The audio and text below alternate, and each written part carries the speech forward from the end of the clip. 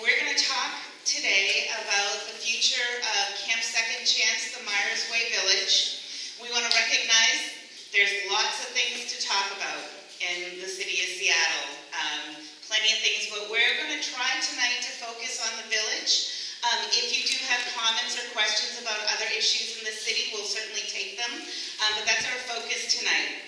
And what we're going to talk about is the services provided by Camp Second Chance, the outcomes and the options that the city has to ensure that people have a safe place to sleep going into 2020, going into next year.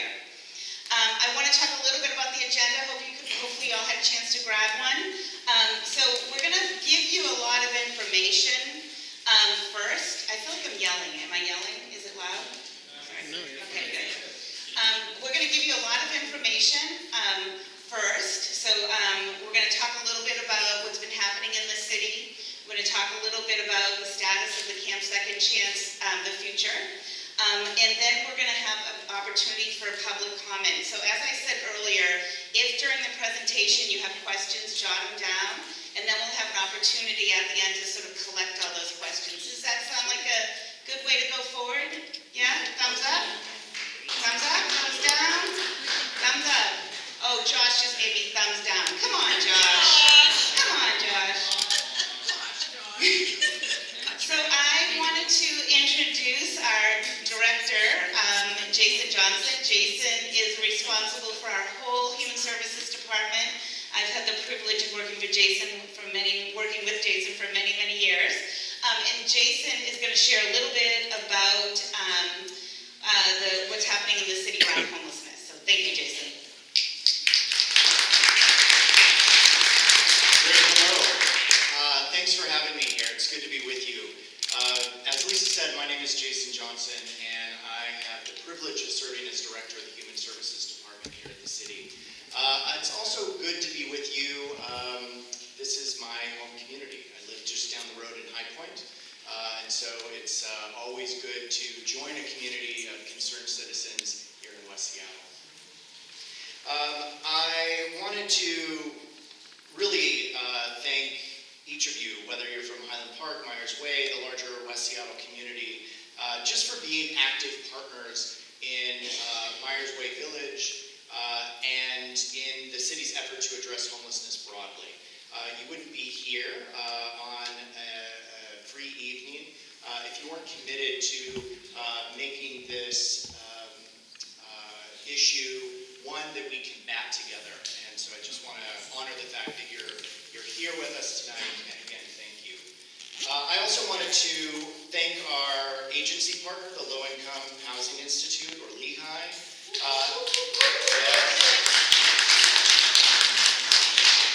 We also have Camp Second Chance Community Advisory Committee members here.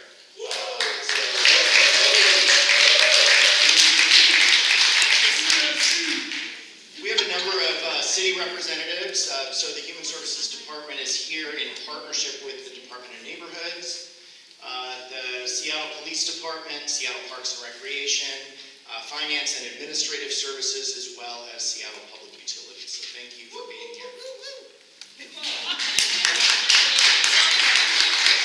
City folks are okay. I also want to give a special thank you to all of the people with lived experience of homelessness who are also here in the room tonight.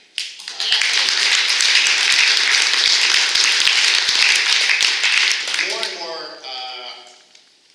we need to hear from you. We need to be advised by you. We need to ensure that we are doing what we can to create services and systems of services that work for you. And so I just want to honor the fact that you're here and let you know that I'm very interested in hearing from you. So thanks. It is because of this broad support, this network of people who are here, as well as those who can't be here tonight, that Camp Second Chance is one of the more successful shelter programs in the city. Yes. So we are seeing...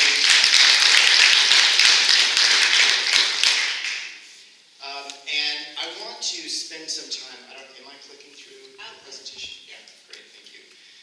So I want to spend some time talking a little bit about that success, but I first want to just set the right context and talk a little bit, step out a little bit and talk a little more broadly about the efforts to address homelessness at the city.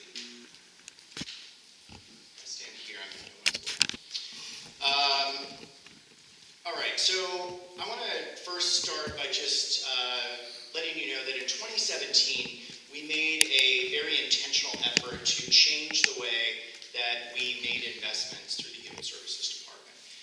We followed a strategic plan called Pathways Home, and it really changed. It was a strategic shift from just investing in survival services to making investments in ensuring that people's experience of homelessness could end permanently.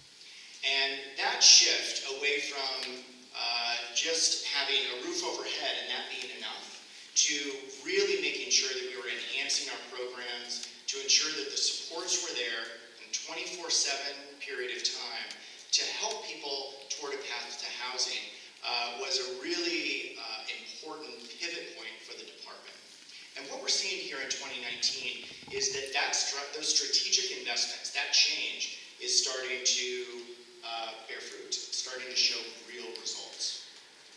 So what you'll see, and I think you have some of this on your agenda, is that right? In the back. Yeah, on the back of the agenda. There's some data that I just want to point you to. When you review that, you'll see that we have prevented more people from becoming homeless by 20% compared to last year. We have also been able to, across the board, in all programs, increase the rate of exiting households from programs into permanent housing.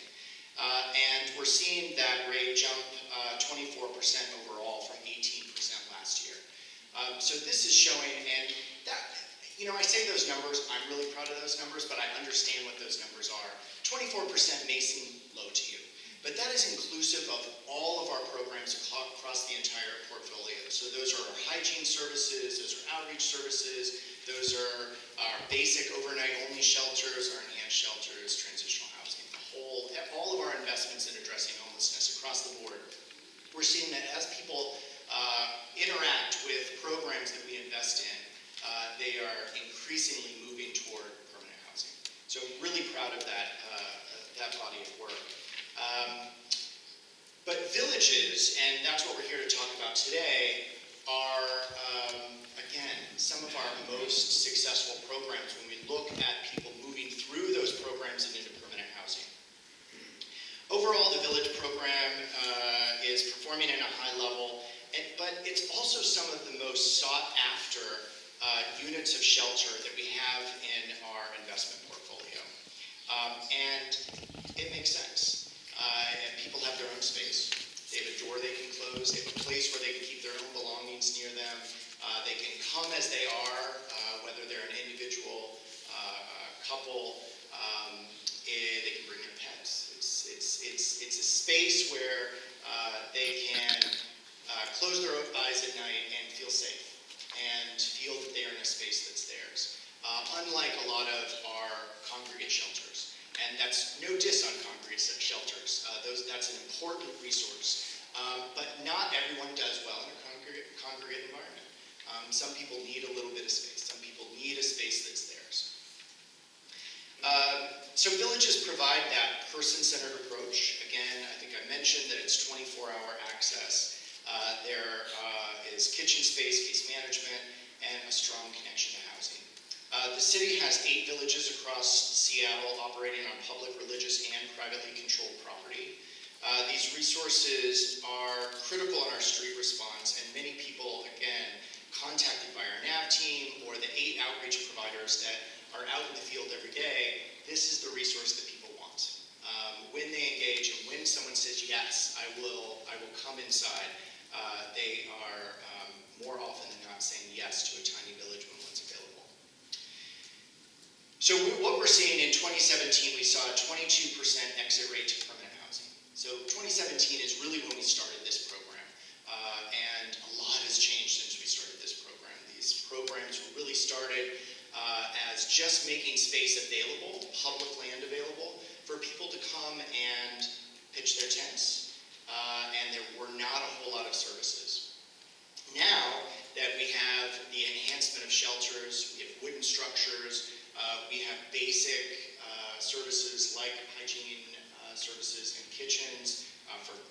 preparation, that figure is 37%, which outpaces many of Seattle's other enhanced shelters.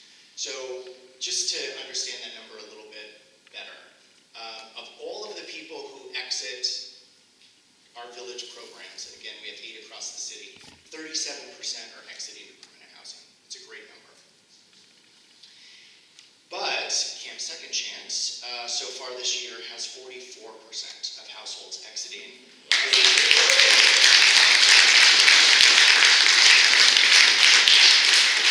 So 44% of households exiting the village went into permanent housing. This village, Camp Second Chance, is one of the highest performing villages in the city and one of our strongest sheltered programs overall. So I just want to emphasize that. This is not just a highly performing village,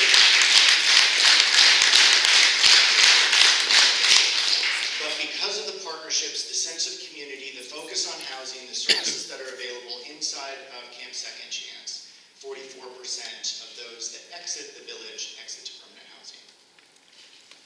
Last year, 104 households were served in the village, which is another strong performance indicator. We're, as people are exiting and moving into permanent housing, that opens up more capacity for people to leave the streets and come into a place that's safe. Camp Second Chance provides 48 tiny houses for people living unsheltered. There's a shower trailer on site now. There's a program manager and 2 case managers on site daily to support residents. It has a strong and transparent democratic self-governing structure that emerged where people being served work in partnership with the village operator, Lehigh, to manage day-to-day operations. So that's good. It's not just coming and being told what to do, but they have a say in how the village operates on a daily basis. I also just wanted to highlight that the Community Advisory Council, and for those that don't know about the CACs, these are community volunteers that help advise both the village residents as well as Lehigh, the provider, and help on a monthly basis sort of check in about the progress of the village and village operations. It's a really important role, and the CACs are meeting every month. So that's another good indicator of success. The CAC is active, people are fully participating, and those meetings are happening on a monthly basis. So again, I wanted some time on the agenda today to just highlight some of the broader efforts that are underway as the city addresses homelessness, but also wanted to hone in on our village programs, again, 8 programs across the city and many neighborhoods across the city, and then really highlight the success of this program on Myers Way. Camp Second Chance really is a model of what's possible when all of us work together to move people out of homelessness and into permanent housing. So thanks for having a little bit of your time. I'm going to pass it back to Lisa. Thanks, Jason. So we said that we wanted to come and share some new developments with you. And so as I said before, I'm going to give you some information and then jot down any questions that you might have. So as many in the room know, and some may not know, the city has 3 basic ways that we can operate these villages. And as Jason explained, the villages were originally tent encampments with porta potties, and now they've become this enhanced shelter model. So the most common avenue that we have is to permit the tiny house village through the sanctioned encampment ordinance. Another is through what we call temporary use permits, and that's what the Myers Way Camp Second Chance Village is permitted on right now. And that is scheduled to sunset in March. And a third avenue that we have is under our land use code. Religious organizations can sponsor a village as long as there are certain contractual and oversight requirements that are in place.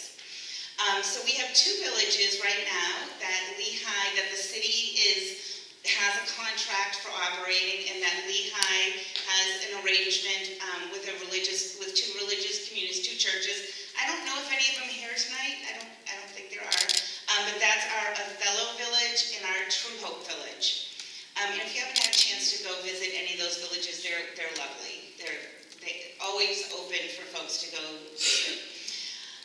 So when the city announced back in, I think it was September, that the permit was going to be extended through March, we said that we were going to explore all options. And that included ramping down by March or find other ways. We also heard from the community, and I'm going to paraphrase here, don't come back until you have something to tell us. So we're back and we've got something to tell you.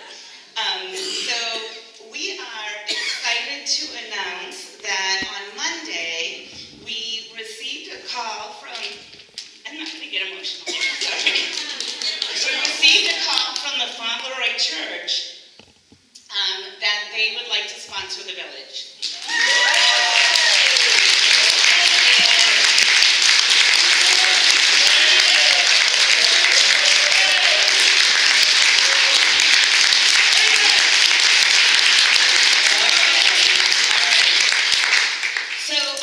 So that's a big deal, obviously, and we were really pleased to get that call from the pastor and from her team. And really, this is crucial for us to be able to continue to provide this really important service going through 2020 for the next year. So that is great news, and it also preserves this space, so the Myers Way parcel, for future use. So having the village, as many folks know, having the village holding into having the village at that parcel actually keeps that property really occupied. It keeps it in a place where the community is using it, and we think that's really important. So that's another reason why we're thrilled about this announcement. So I want to talk a little bit about what that agreement means, because it's not there's some things, we've been working on this. So I want to talk a little bit about what it means for the city to be going into an agreement with the Fauntleroy Church. So the agreement will be finalized in the next couple months. So we've got a draft agreement in place, and we agree in principle. The agreement would be for a year, so this is not an ongoing agreement forever and ever. It will be year to year. It prohibits the church from doing any religious activities on the property, so it won't be a religiously run village, and prohibits the church from putting symbols and such on the property. It requires that the church actively contribute to the village. So this is what I think is the most important part of this. I'm going to use a term, skin in the game, right? So this really puts the church in a position where the church is now part of the Myers Way community, the Camp Second Chance community, and we think that that relationship between the church and the city of Seattle is really important. And we think that the relationship between the church and the village and Lehigh is really important too. So we are thrilled to be taking this next step in our relationship, shall we say. So it's important to know that Lehigh will remain the operator. The contract with Lehigh remains in place. Nothing changes there. The city will continue to monitor the village for performance and compliance. Public health will continue to do their inspections, fire, nothing changes there. And we'll also be now monitoring the village, as I said, around the religious sponsorship to be sure, not that we expect anything, but to be sure that the partnership is in good standing. So I'm going to show you a little picture of what the agreements look like. Nothing is easy. I'm a relatively new city employee. So I've learned over the last couple of years, ain't nothing easy. So we've got a lot of things in place here around for the relationships. So in addition to the relationship between the city and the church here, Lehigh will also have an operating agreement with the church to make sure that their roles and partnership is tight and that everybody knows what everybody's supposed to be doing, that we have boundaries, and that the partnership is very positive and productive. The church will also need to file a site plan in partnership with Lehigh, with our Seattle Department of Construction and Inspections, or our SDCI. And that site plan is filed just to establish that the church will be doing activity on the property, that it is purely for informational purposes only, so that the city knows that that church is now, so this is almost in lieu of the permit that had been on file previously. This is a simple, they submit the site plan, and then it's on record that the church will be sponsoring the village. And as I said before, the service contract stays in place. These agreements we want to be on a yearly basis. As I said, there are clauses throughout for if for some reason the partnerships, everything isn't working, then there's the ability to make changes in the arrangement. So the partners all have that opportunity. But as Jason said, this is a really important, the Camp Second Chance Village is really important to the city, to the people of the city, and especially to the people who really we are called to serve. And so we are just really pleased for this development, and we are so committed to making this a successful partnership. So with that said, so I wanted to invite my accent comes out, those that don't know, I'm from Boston. So I wanted to invite Pastor Leah to come up and talk a little bit about what this means for the church, because I think it's really important that we...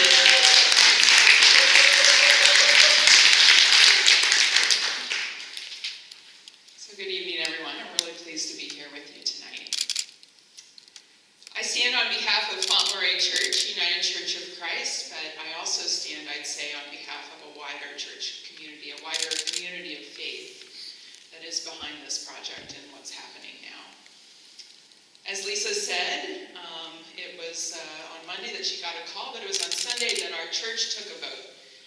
And our church took a vote to enter into this agreement and to establish Camp Second Chance as a missional site of our congregation. It was an overwhelming, there was overwhelming affirmation from the congregation to do that, and over the past few months, they've been knocking on my door and calling me and emailing saying, why isn't this done yet? As we work through the lease agreement and the agreement with Lehigh and tried to get to the point where we knew, yes, this can go forward, and yes, this is going to work, and it's going to be great. So I want to tell you a little bit about why we're doing this. And Lisa asked me to keep it short, so I'll do my best to not be a wordy pastor tonight. In actuality, there are many reasons that we are doing this, but I'm just going to highlight two, perhaps the greatest two. So first, we're doing this because our faith and our church's mission to follow Christ, and that is our church's mission, to follow Christ. Our faith and our mission compels us to stand with people who are homeless in seeking stability and safety in their lives. And that's not a small thing to us. It's something that is at the core of our being, and we take it very seriously. Second, we're doing this because we believe in the residents of Camp Second Chance. Yes.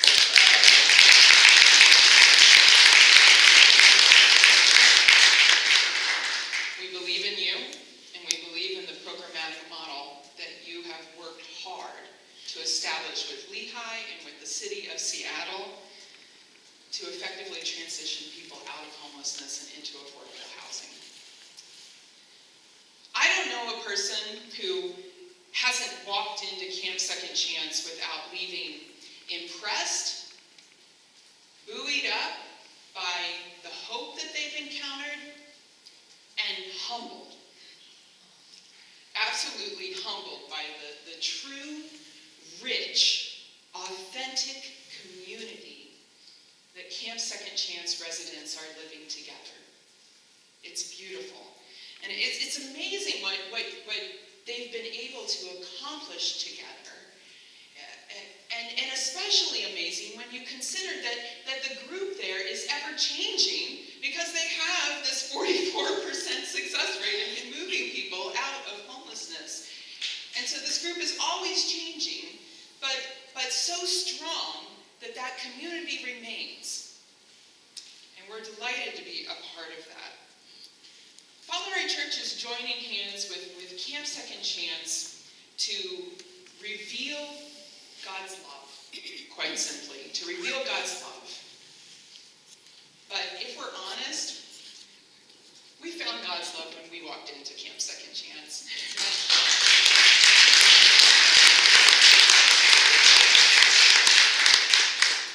And that love is already washing over us in unexpected ways of blessing. We're excited to see what more God can do. What more God can do through this community, to bless the wider community, to bless the city of Seattle, and to bless our country and all in our country who struggle in homelessness to find security. And that's why we're in this partnership, because we believe that that's what we can do together and what this camp is going to do for our world. So thank you.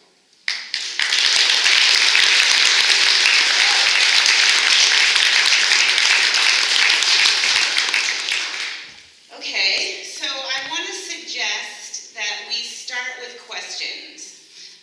So if anybody has any questions in the audience, I think my guess is that there's some folks that want to speak. And so I think that's great, but